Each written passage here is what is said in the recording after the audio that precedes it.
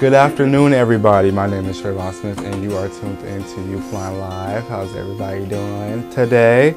Today we got a philanthropy program in with us today. You guys want to introduce yourselves? Sure. My name is Ashley Rodriguez. I am the coordinator of YouthLINE and Youth Ideas, and I've been with the program for 6 years, going on 7 years. And yeah. Hello, my name is Keontae Benny Mitchell. I've been with CHOP for a little over a year, and I'm a community funding. Hello, my name is Juliana Gonzalez, and I am a youth philanthropist and community funder. And I have been with YFYI for about to be 4 years. Okay, nice. What does YFYI stand for before we get into all the other stuff? It stands for Youth Funding Youth Ideas. And what do you guys do exactly? I know that we've been saying like you guys are community philanthropists. What is that? What do you guys do? Right. It's like a really not cute word. But we're a social justice youth-led philanthropy program. And that's like a fancy word for saying that we're a group of young people, or not me. I mean, I am young, but I'm not a philanthropist. I used to be. But they're basically a group of young people that give grants to other young people in San Francisco that want to create a project that has a positive impact in the community. Yes. How long you guys been around? So we're actually the first philanthropy program, like ever in San Francisco. We have been around since 2013. So we are 14. 2003. I keep confusing. Yeah, I keep saying okay. 2013, but it's 2003. And we have been, so that makes it like 14 years. And we have funded over 300 projects. Wow. Yeah, and that means we've given out $2.5 million in total. Wow. So you said since 2003. That's a long time. That's 13 years? 14. 14. It's going on 15. 14. My math is So, what type of grants do you guys give out, and what is a grant exactly? Because a lot of people probably don't know what that word is until they probably get to college, and even when they get to college, they don't even know what that means. What type of grants do you give out, and what even is a grant? So we give out two types of grants. The first grant will be innovative grant. Right. So that grant is for $5,000, and anyone can apply for it. Like, if you're new, like if it's your first time applying, like you would apply for the innovative grant. And there's another one called capacity building grant, which you would have had to be funded already once. So you had to be previously funded once already. So for you to be able to apply for the capacity building grant, and that would be also $5,000. What is a grant? So is it just a check that you just give people and just like, here you go, here's $5,000? No, so it's not a scholarship. The funds can't be used for like individual work. It has to be used again for community development. And each project, we'll talk about this a little bit later, but each project has what's called a fiscal sponsor. And so the fiscal sponsor is who receives the check, and then they distribute that money to the young people and the adult ally. So say a project were to get funded and they spend the money on a car, they wouldn't be in debt. The fiscal sponsor would have to pay the money back. That does not mean buy a car if you get accepted. Yeah, do not buy a car. So what are the requirements to apply for these type of grants? Is it like just you show up to the office and just like, I want $5,000 to change my community, or do you have to apply? What are the requirements for it, and how do they apply? It's not that simple, but it's also not difficult. So you definitely have to be a young person.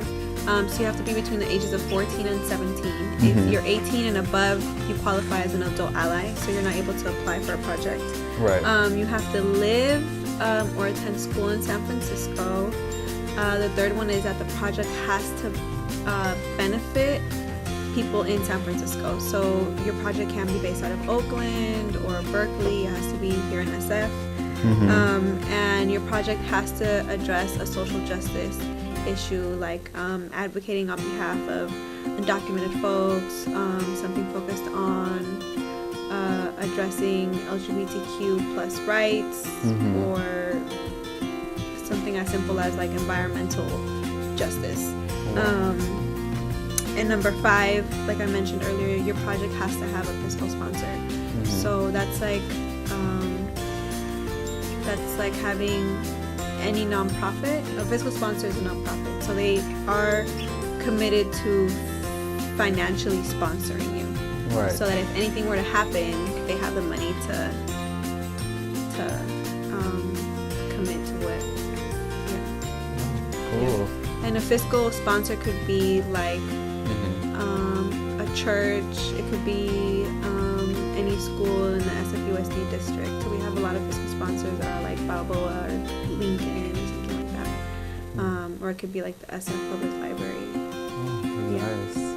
Do you guys have any projects that you guys have funded, or any types of projects that you guys have funded that you guys like to do? Like, for example, like I know there's a lot of different nonprofits around San Francisco that like to do stuff around social justice, like to help youth or to try to give people housing or try to help incarcerated people. What, like, do you guys have any like favorite types of projects that you guys have funded, or any projects that you funded in the past that you guys pretty much like? And that's kind of like a big question. Yeah, I know we get that question a lot. Like, Yeah. what kind of projects do you fund? Do you guys want to say one? There's a lot. Well, healing gardens, I guess that could be one.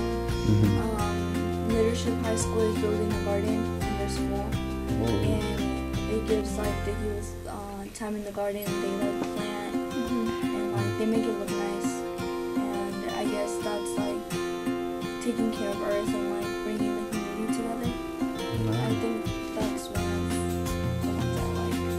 Sounds like it also teaches them how to take care of something and to care for the earth too, because not a lot of people care about a lot of the flowers and all the stuff that's happening in San Francisco. And it also promotes like stress reduction, self-care, and stuff like that. Do you have a favorite project that you like to fund? I think healing gardens is also my favorite too. Also because I like to plant and stuff like that, and I feel like they started off with like not a lot, and then when we visit, they made a lot of progress.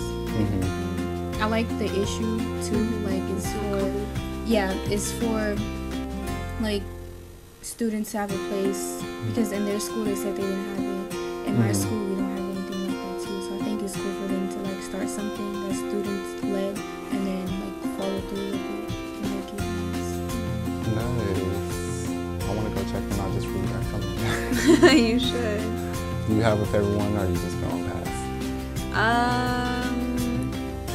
Well, the one I always talk about is Project What. They stand for We Are Here and Talking.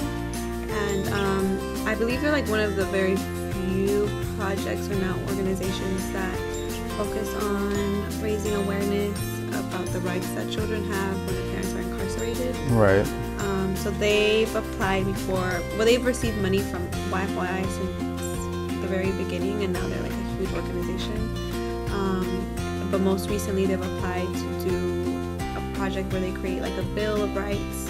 What rights do children have when they go visit their parents? Like they have the right to touch them, to talk to them, to hug them. And then they also did like a report. They did their own research about like statistics, and published it in like a cute little pamphlet. So they're like an ongoing project that's always been funded. We have like a really good relationship with them, and they're really strong. Nice. Now, who makes these funding decisions? Because I know, okay, once a person applies and they're just like they submit their application, who makes the decisions, and how does the decisions become what they are? The youth and YFYI only makes the decisions. The youth decide who gets funded. They also do the interviews, contract meetings, and also the Nice. So it's primarily youth. It's not like any adults behind your back, just down your throat, just like, don't pick that one. We don't want that. Do I do that? Like, so there's more of us, right? We're obviously like, obviously it's not just 2 of us. Yeah. But there's more of us, and obviously Ashley has to be there, right? But she can't vote. Like, I help like facilitate conversations or help mediate.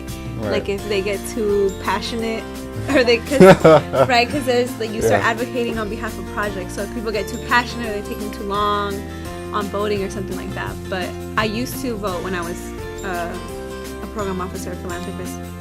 But now I don't. Now I just lead, and I'm there for guidance and support. But they make all the decisions. Right. And so within that decision, how does that process work? How do you guys choose who gets selected? So we have like a really long funding meeting that's broken up into kind of like 3 parts. So the first part, they introduce, they present the projects, each project, through like a Prezi or PowerPoint, and then they have 2 rounds of voting. So the first round, everybody votes yes or no whether to fund a project.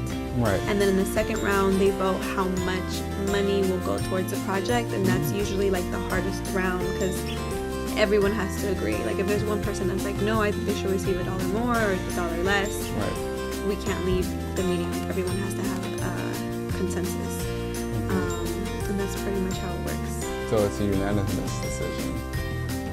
Yes, the second round. Hey, I know it's probably a lot of fighting. You're probably like, oh no, they don't deserve that. Oh yes, they deserve that. You know what I'm saying? Yeah. Probably There's a lot of things that to consider, like the impact that they're gonna have, the issue that's being like that they're addressing. So it could get personal for some people, right? Or you just get really into it. I remember getting really into it too. Right. I can only imagine. I mean, of course, there's the personal issues of how you guys feel that the project probably pertains to your life and your past, and there's also you probably made relationships with some of the people who came in through their interviews or whatnot, if you even have interviews for them. So I can only imagine how that would be in the funding meeting. It's just like, they need to get funded, no questions asked. Right. That type of thing. So I heard you guys are having a grant coming up soon. Yes, our application deadline is this Friday. So you guys need to hurry up and apply if you're really interested, because you guys really should be. And it's like helping the community and you get $5,000. It's just a good way on spending like your free time and helping the community. And also you can like apply by paper, or if not, you can get it online by contacting our program coordinator. And if you guys need more time to like think about it or try to come up with a project, you can like email her to us for an extension of that application. And who can you email? You can email me. Okay. You can email me at, I think it should be on the screen, at rodriguez@chalk.org, or you can also email the YFYI email that I didn't put on there, which is just YFYI.info@chalk.org. But that email also works. Okay, so if you guys didn't hear what she said, it's I can't even speak right now. Rodriguez@chalk.org or YFYIinfo.org if you guys want to apply. Yeah, and so you can apply, like Adriana said, you can fill out the paper application, drop it off, mail it, scan it, or fax it to us. You just gotta double check that we received it, because our printer sometimes likes to act up. Or if you apply online, you have to request an access code, and you have to email back saying like, hey, I received it, because sometimes we have like technical difficulties too using Salesforce. Right. Where can they drop it off at if all ends fail? At our office, at Chalk's office. The address is 271 Austin Street. Okay. Yeah. So, let's say that everyone all filled out the whole application. They felt like they had everything right. It got double checked, all that good stuff. And they went through the whole process. How many times can someone apply to get a grant, and how often? Do you guys want to answer or should I answer? I can do it. So a project can only apply one time per cycle. It gets a little confusing. But they can apply, say they got funded and they want to apply for the next cycle, so we have two, one in October and one in April. If they finish the grant by April, they can apply again. If their grant continues through April, they can apply. So you can apply till you turn 18, but you have to make sure your project is not already active. Oh, okay. Yeah. And let's say if they got funded by other sources, is it okay for them to still get funded from you guys? Yes. So there's other philanthropy programs in the city. You should look into them, Bling and YF. But yeah, they're allowed to apply for their funds and apply for our funds. Okay. And then are there projects that usually get turned down? Yes, we have had projects that get turned down, but it's only because we don't see enough youth involvement. Like we see a lot of like adult allies or like the ones leading the project, and you can tell when you interview them. Like when you're interviewing them, you ask them like, there's a question that says, if we could cut off anything from the budget, what would it be?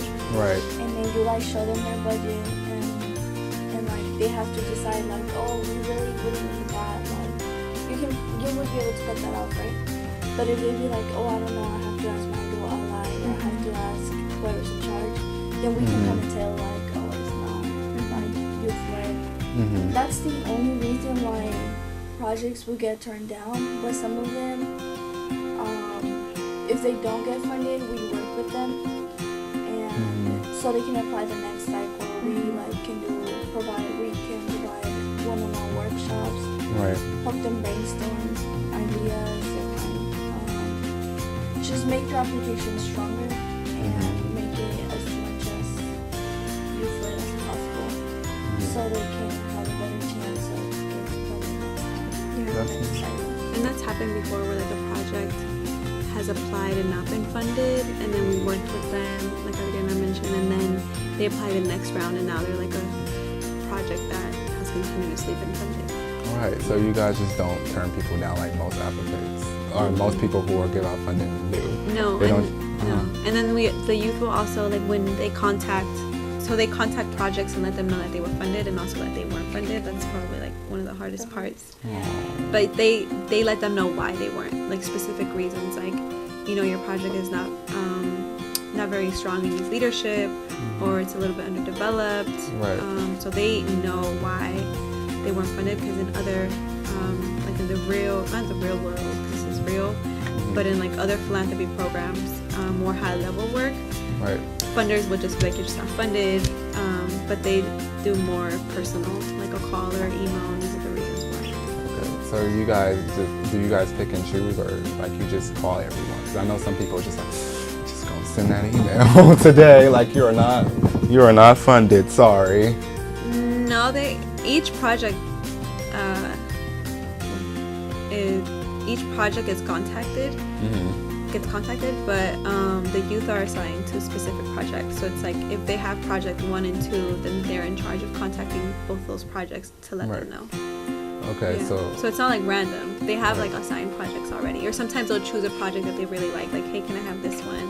Oh, that's nice. Yeah. And you guys, I like how you guys like make sure that everything is youth-led, like the youth are doing everything. And also you guys just don't turn people away, because most people are very passive in those type of things. They just be like, oh, you forgot a comma, you're not funded, I'm sorry. Oh, your budget seems real off, we're not going to work with you, sorry, you're cut off, thanks. You know, or when you guys call people back, you're like, you know, you're actually willing to actually work with them and let them know why they didn't get funded and give them more opportunities, which is a good thing, because opportunity is not given to anyone out here pretty much, and you guys give that, so I feel like that's a great thing. I just feel like we actually try to work with them because the projects that some of them come up with is like really good ideas, and like we be feeling it, right? Like, oh yeah, that's where like yeah, we should fix that, right? Like a problem in our community, but it's just like they need a little help to get it better, and we would like to get funded, so obviously we want to. Yeah, and that reminds me, like, I I think one of the unique points of YFYI is that the young people that are making the funding decisions are usually youth that have like experienced a lot of the things that the youth that are applying for have experienced. Like most of the youth come from like diverse backgrounds. So we're very intentional about who we hire, and the youth get to choose too who are the next set of like community funders. But it's all very intentional. Like we don't look at like GPA, like you gotta go to private school, you gotta have a 3.0. It's all very like, we want young people to tell us what are the issues that are impacting them, and then they're able to connect with the youth that they're giving money to. That's great. But that is all the time that we have for today's show. We really appreciate you guys coming on to tell our guests basically about all the opportunities that you guys offer, especially because I know that when I was younger, I didn't know that youth can be able to fund their own, get funding for their own projects. And it's really an amazing thing that you guys are giving out money and into the community. And like, I feel like $5,000 is a large amount to get started, you know, to do something big in your community that could change. Do you want to shout out your email one more time so they can know exactly where to submit it to? Yes, so you can apply, you can submit a paper application, but since you're tuning in online, we highly suggest you email rodriguez@chalk.org. It's right there on the TV screen. And you're going to basically receive an access code. You're going to receive an email, and you're going to be asked to set a password to Salesforce. And then from there, you can just fill out an application that's pretty simple and go step by step. By Friday, like 6 p.m. And also, we're going to put your application on our website so they can access it as well, just in case they want to send it paper-wise. You guys can go to our website, youthlinemedia.org, so YOUTHLINEMEDIA.org. And yeah, I'm Trayvon Smith, and thank you for tuning in. Bye.